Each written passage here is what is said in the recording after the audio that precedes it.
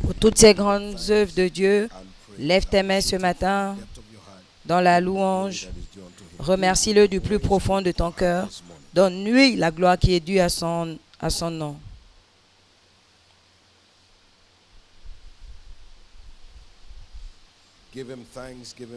Remercie-le, loue-le, donne-lui la gloire, l'adoration. Célèbre la fidélité de notre Dieu ce matin. Que ta voix d'appréciation soit enregistrée devant Dieu en le remerciant pour ses œuvres puissantes. La moisson de ses œuvres que nous voyons déjà, des témoignages merveilleux. Retournons-lui la louange, la gloire, l'honneur et l'adoration. Jésus, nous te remercions. Jésus, nous te bénissons. Jésus, nous te glorifions. Tu es digne de toute la louange. Maintenant, demande-lui une rencontre ce matin. Je suis venu pour une rencontre avec toi ce matin. Seigneur, par ta parole, que ma vie soit une fois de plus illuminée, changée, transformée. Merci, Dieu puissant. Au nom précieux de Jésus, nous avons prié.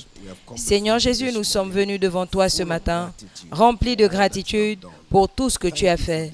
Merci pour ces témoignages merveilleux. Merci pour la pluie des réponses que tu donnes à toutes nos prières. Nous te retournons toute la louange. Ce matin, nos yeux sont rivés sur toi, te demandons de nous parler directement et par ta parole que chacune de nos vies soit transformée. Nous te remercions parce que nous savons que tu l'as fait. Au nom précieux de Jésus, nous avons prié. Si tu crois, dis un grand Amen. Donne une offrande d'acclamation à Jésus et assieds-toi dans sa présence. Gloire à Dieu. 2025 est l'année de ma nouvelle ère.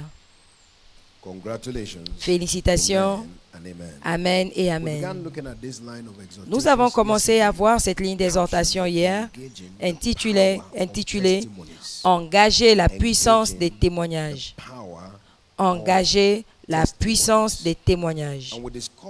Et nous avons découvert que tout témoignage est prophétique, avec une capacité innée de reproduire selon son genre.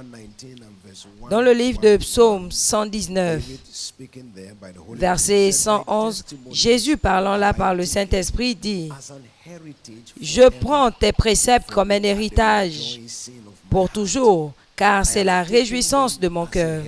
Je prends tes témoignages comme un héritage. » En d'autres termes, chaque témoignage montre ce qui est disponible. C'est une description, c'est une prophétie de ce qui est disponible pour vous et moi.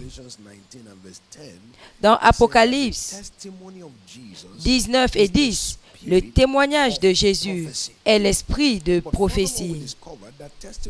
Mais nous comprenons également que les témoignages sont de grandes fossiles de moisson des âmes dans le royaume. Ce sont des grandes fossiles de moisson.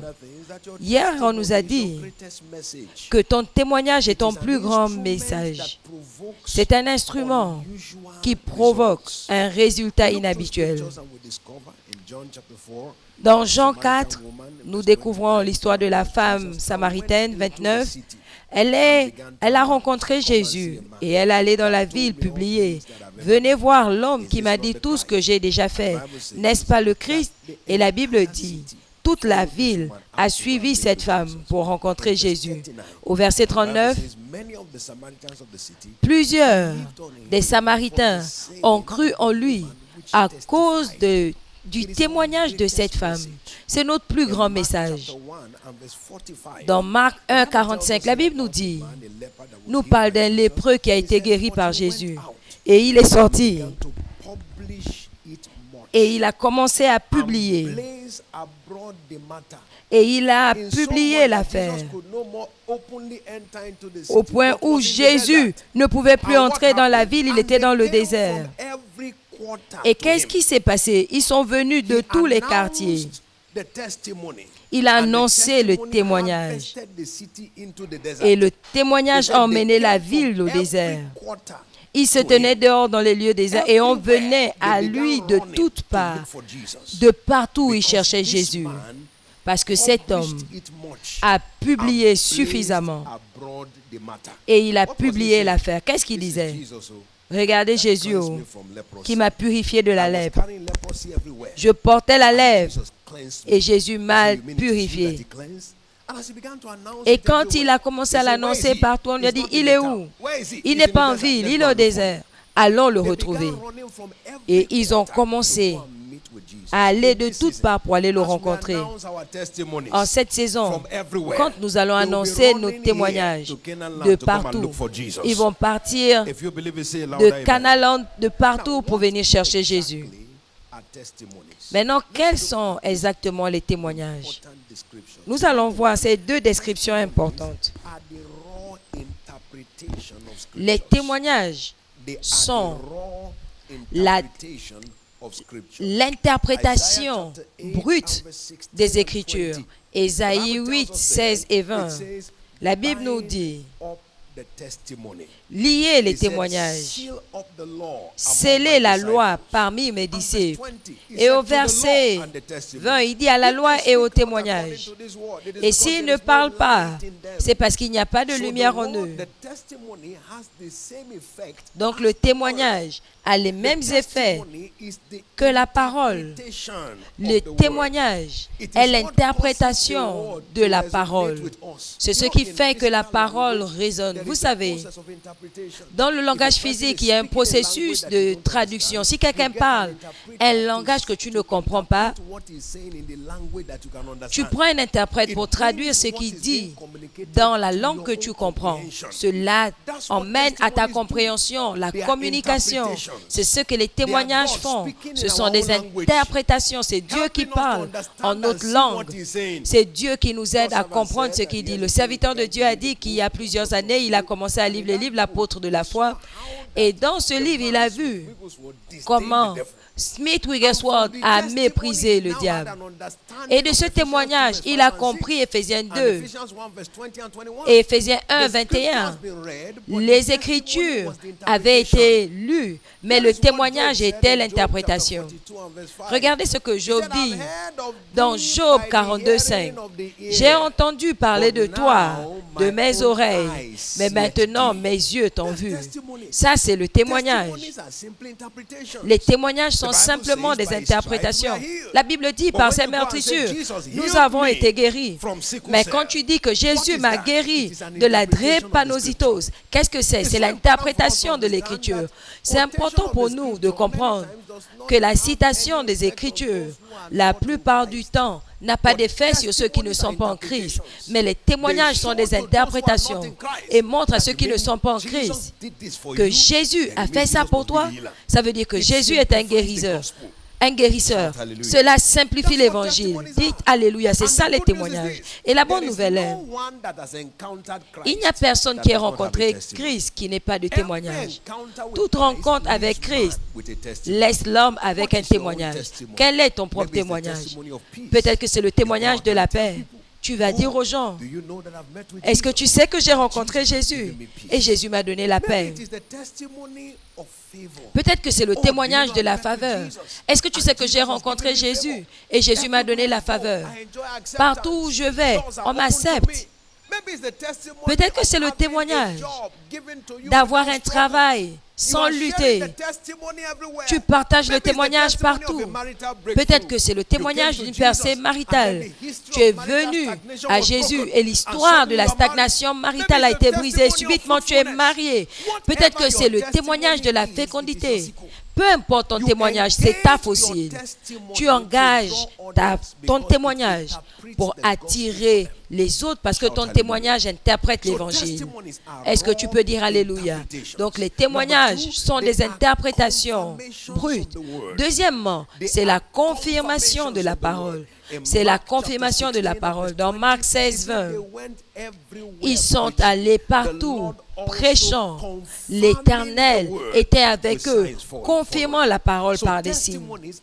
Donc les témoignages sont la confirmation, c'est-à-dire qu'une parole a été reçue, cette parole a été engagée et cette parole a été confirmée par l'acte de Dieu. C'est Dieu répondant à notre accès ou à notre réponse à sa parole. À chaque fois que la parole de Dieu vient, elle vient comme un déclencheur de témoignage, comme un instigateur du miraculeux, comme une verge de transformation. À chaque fois que cette parole est confirmée et transformée en témoignage dans la vie de ceux qui la reçoivent et s'engagent avec. Et c'est pourquoi vous et moi, nous devons continuer à sortir, dire aux gens, j'ai entendu la parole, regardez ce que la parole a fait, elle a changé ma vie, elle a transformé ma vie. Si vous écoutez les témoignages que nous avons écoutés ce matin, ce sont des témoignages qui confirment la parole. Quelqu'un qui avait été oppressé, qui a été tourmenté, s'est assis à écouter la parole. Si tu ne laisses pas passer le passé, tu passes avec le passé. Et selon cette parole, il s'est assis avec Dieu. Et l'oppression a disparu pendant qu'il s'engageait. Mais maintenant, cette personne a le témoignage. J'étais dépressif, j'étais opprimé. Maintenant, je suis libre parce que j'ai écouté la parole et j'ai appliqué la parole. Donc, c'est important pour nous d'écouter que les témoignages sont des fossiles ultimes. Dans le témoignage de Lazare, Jean 11, 44 à 45, après qu'il soit sorti de la tombe au verset 45, la Bible dit, plusieurs des Juifs qui sont venus et qui ont vu ce que Jésus a fait, ont cru en lui. Quelle est donc notre responsabilité? Ne pas cacher ce que Jésus a fait. Publie ce que Jésus a fait et les autres vont y croire. Donc dans nos vies, identifions ce que Jésus a fait. Ne le cachez pas, montrez-le. Et les autres croiront. Par ton témoignage, à partir de ce moment, plusieurs croiront en Christ. Si tu crois, je vais t'entendre dire Amen. Je dis que par ton propre témoignage, plusieurs croiront en Christ. Lève-toi avec moi ce matin, lève ta main devant le Seigneur. Seigneur, je reçois la grâce d'engager la puissance de témoignage comme cycle de moisson en cette saison. Je reçois la grâce, la puissance des témoignages, particulièrement mon propre témoignage en tant que personne. Seigneur, la grâce, Seigneur, la grâce, Seigneur, la grâce, Seigneur, la grâce. Donne-moi la grâce. Merci, Dieu puissant. Au nom précieux de Jésus, nous avons prié.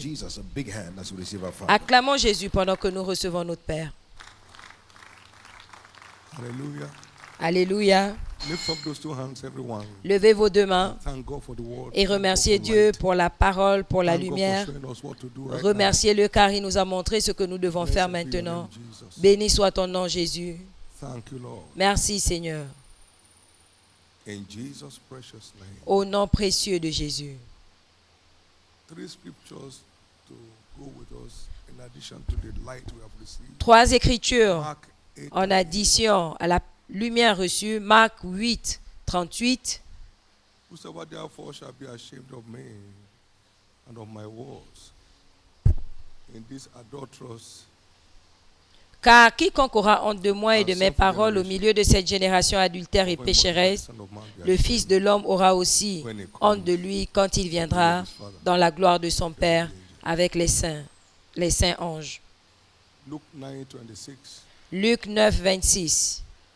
May God not be ashamed of any of us. Que Dieu n'ait honte d'aucun d'entre nous. Car quiconque aura honte de moi et de mes paroles, le Fils de l'homme aura honte de lui quand il viendra dans sa gloire et dans celle du Père et des saints anges. 2 Timothée 1:8. 2 Timothée 1:8. N'aie donc point honte du témoignage à rendre à notre Seigneur, ni de moi son prisonnier.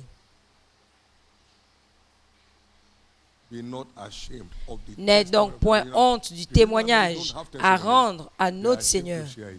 La raison pour laquelle les gens n'ont pas de témoignage, ils ont honte de le partager. Comment je vais dire que j'étais pauvre? Est-ce que tu étais riche? Comment est-ce que je peux dire que j'étais malade? Est-ce que tu étais en bonne santé? Donc, ils ferment juste la porte à la bénédiction de Dieu dans leur vie. On m'a rappelé il y a quelque temps que je partageais le témoignage de 1000 naira par semaine. Est-ce que Dieu n'est pas merveilleux? J'étais en train de célébrer Dieu. Je n'étais pas en train de le mépriser. C'était précieux pour moi. Frère David, j'ai entendu que tu as eu une voiture. Oui, Dieu m'a donné une voiture. J'ai eu une voiture merveilleuse. On m'a dit que c'est Volkswagen. J'ai dit oui, il a fait ça. Ah, si c'est ça, que je n'ai jamais de voiture. Et il n'en a pas eu. Réveillez-vous. Tout témoignage de Dieu est important. Avoir honte de son témoignage, c'est perdre ta place. Que ces 3 mois à venir détruisent toute trace de honte dans le partage du témoignage de l'Éternel dans ta vie et dans la vie des autres. Gloire à Dieu. Nous avons les témoignages des Écritures, oui. Les témoignages des autres, oui. Mais le témoignage de ton salut, qu'est-ce qu'il a fait dans ta vie? Partage-le, sinon tu n'as pas de message. Au nom de Jésus, ces 3 mois vont ouvrir de nouveaux chapitres dans la vie de plusieurs personnes. La puissance de ton témoignage sera ravivée.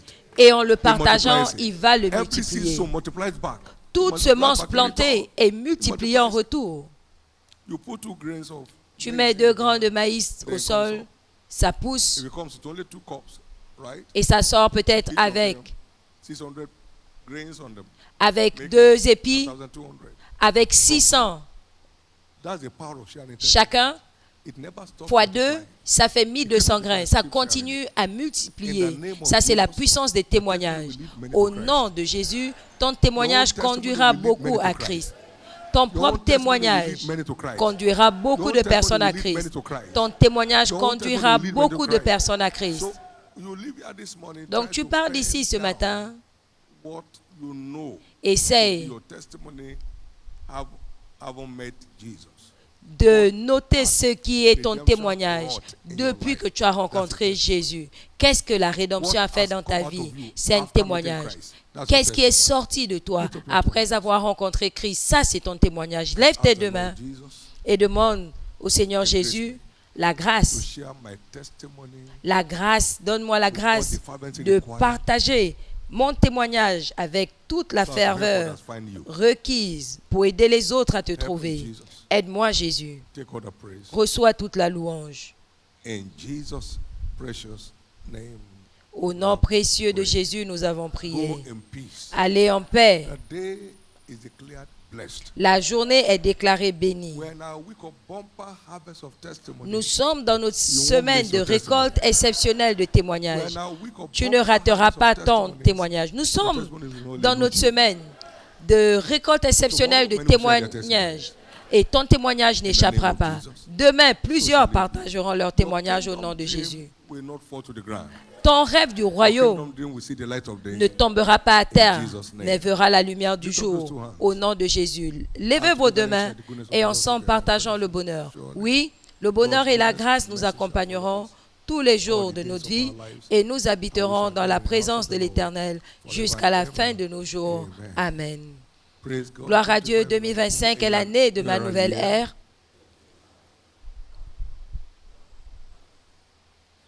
Félicitations. Attends-toi à le recevoir et tu l'auras.